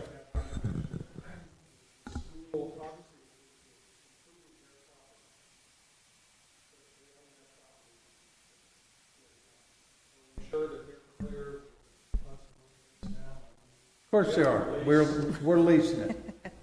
Yes, they are, and we did have those discussions prior, and so any upgrades that need to occur, they have given that back to us now. They're finished with their construction. Now we can do. Yeah. Just so everybody understands, though, any improvement we make on that property is at risk. They can come back and just like this again. But we operated cohesively with them for 40 years. I'm hoping we have another 40 years of good partnership. One item, the lighting company, did you just get one quote from one company, or have y'all sought out multiple? I've sought out, it's a professional service, and I have sought out a second quote. But the other quote, I anticipate coming back much higher than the one I've got. Okay. Just want to make sure we're doing our due diligence on that. That's a lot of money. And the poles that we have out there currently, that's the quote that he did get from the company that's already been working on our fields, familiar with it, that already has the current light poles in there. The company Techline was the one that disconnected them. They did not take them out, but they made the initial installation of the other poles. Okay. So it's something they're very familiar with. Yeah. Try to negotiate. Yes. Well, and That's here's my where life. the fun begins. That's where we do try to negotiate, and we will work with baseball in regards to moving forward, because their interest also is to repair the other fields. And as Brian had mentioned to me, working with a company, if they know they're going to be able to get 2 fields, they're more inclined to drop a price or give a discount. So we're going to be looking for anything that we can get. So for our clarification, if council is approving this tonight, does that mean that Rod and I can go ahead and move forward and start getting If we can vendors? get to the point where we vote on it. All right, we'll be quiet. No, just one more clarification. Schedule. I will need at least 45 to 60 days to get this completed. Not tomorrow? That's a good weather I mean, permitting. does that include pole delivery? Because my guess is that pole delivery is going to be, right now, signal poles are 16 to 20 months. However, the rest of the project can still be done. That light pole can be brought in after the fact. Folks on the field playing, so we can get the ball rolling. All right. All in favor? Aye. Any opposed? Hearing none. Motion carries unanimously. The ball field will be rebuilt. Pam can sleep good tonight. And we're going to move on to the consent agenda. Thank you, council. Hey, council, I got to commend Rod and Colleen for the ton of work that they put in getting this to the where they could invite and sit me down. And then beyond that, it was a scramble for the last 2 days. So thank you very much. Okay, consent agenda. These items are considered routine and will be enacted with one motion and one vote. There's no separate discussion on these items unless requested by a council member, in which case we'll move it out to a separate action. Do I have a motion to pass the consent agenda? Motion by Rick. Second by Kelly. All in favor? Aye. Okay, none opposed. Motion carries unanimously. Wait, don't run off. Audience comments for matters not on the agenda. So, if anybody wants to step up and visit. Hi, I'm Bruce Mills. I live at 12123. People were commenting on our police department. Yes.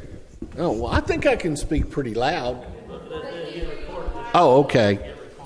Good. Okay, thank you. Now, we have a good police department. I worked with them for some years, and I bet you I can count on 1 foot how many fatality traffic accidents we've had in this city. We've done very well at keeping traffic flowing, keeping people thinking. So on that, and I have a question for the mayor. Why can't we get the fire department more involved like the police department? They don't show up for city council meetings to give the report. I know they don't have to, but it'd be nice. Tuesday's their training night. Oh, okay. Well, if they could break one off to just show up and say, hey, you know, I'll this just tell them Bruce doesn't like it and see what happens. Okay, well, we can invite them, but it'd be nice if... They've been invited. They've been invited a lot. Okay. Well, I'm not complaining. I'm just asking because I think it'd be part of the community, like community policing, community fire prevention. At least get them out there and introduce them to everybody. So I think they're not ours as much as we would like to, Bruce. I'm Yes, just saying sir. right now, they're not ours. We do work with them very well. We got a great relationship with them. They are involved in our communities up at the schools and other places. They'll show up to our events. I think that's probably going to be about the best we get for them, though. Okay. Well, I want to thank you again for putting in the ambulance service. That's been excellent. You know, that's been something. Plus, people don't realize it helps on your home insurance. If you have ambulance and fire service very close, you get you can talk to them. It's going to be within 1 square mile, I guarantee you that. Well, hey, they're close enough. That's what they ask, as long as they're close. But also thinking about this power conservancy. 1 minute. I'm sorry. Okay. I'll go back and revisit with Colleen on the solar power lights again. It costs the city nothing. Well, I can look into it. I wrote a report once. We can look at it again and see where it goes with the parks. Heck yeah. I don't think it would hurt. I think it would help. It's changing every day. We don't know. So whatever you can bring us, I promise you we'll look at it, Bruce. I promise you. Well, I appreciate that. Okay. You know, you always have. You either tell me I'm nuts or say it's not a bad idea. We'll work on it. Absolutely. So All right. Thank you, council. Thank you. Time's up right now.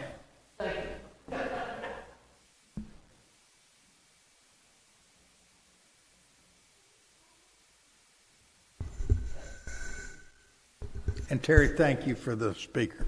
Oh, yeah. Been there, done that. Terry Henley, 12203 Alston Drive. 3 things. First was recycling, which Texas Pride. Nick and I have gone through a little issues this past few days in trying to get my recycling picked up. And I understand and I appreciate what we worked out, Nick, and, Rod. Oh, Rod's already gone. We got mine picked up. I'd head out there for 4 days. But I understand why, because of the labor shortage. And I mentioned to Charlie earlier that Texas Pride actually has a number on their website, a $2,000 sign-in for somebody to go to work for them, and they've got new people. So there's short streets that they miss, and because of lack of training, they miss them. And it's not something they've done once; they've done multiple times. But anyway, we worked it out, and appreciate what you did. Rod came and picked it up, and so we're okay. I've already got it half full again. But anyway, I enjoy recycling, and it's something that we need to continue. If there's some discussions about not recycling, then we need to reconsider that, because recycling is very important. Need to keep it. Number 2 is newspaper notices, which I'm somewhat disgusted. I spent all the hundreds of hours and testifying and get up there in front of the committee, and Shaheen did an excellent job of hounding the newspapers. And then when I got up to testify supporting the public notices, used it on the website, everybody left. The only people left in the committee was a guy who, one of the representatives down the valley, did not wasn't in favor of. Well, it might affect my little newspaper here in our city, and they might go out of business. I said, $100 million is what public entities have spent in the state of Texas on newspaper ads, and you don't want to, vote in favor of this. It's just ridiculous. But the newspapers are still driving it. They are misrepresenting what they have. Yes, they are.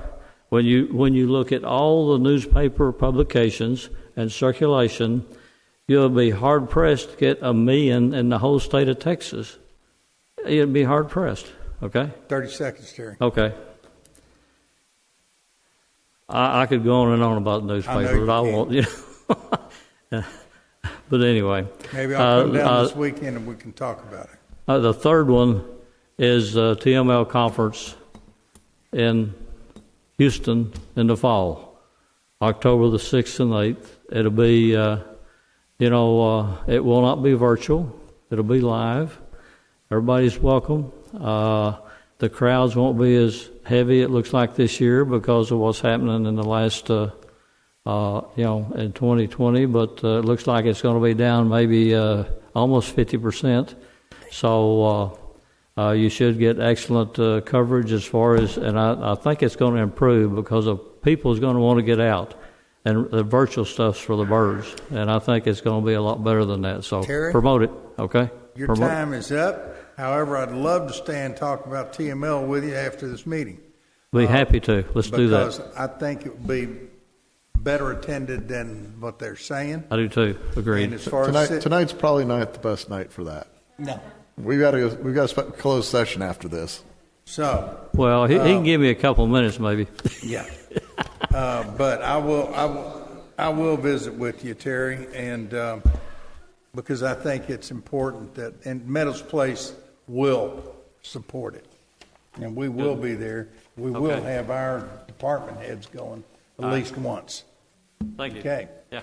Now we are going into recess on this regular meeting. If I got to have a motion to do that, I just call that.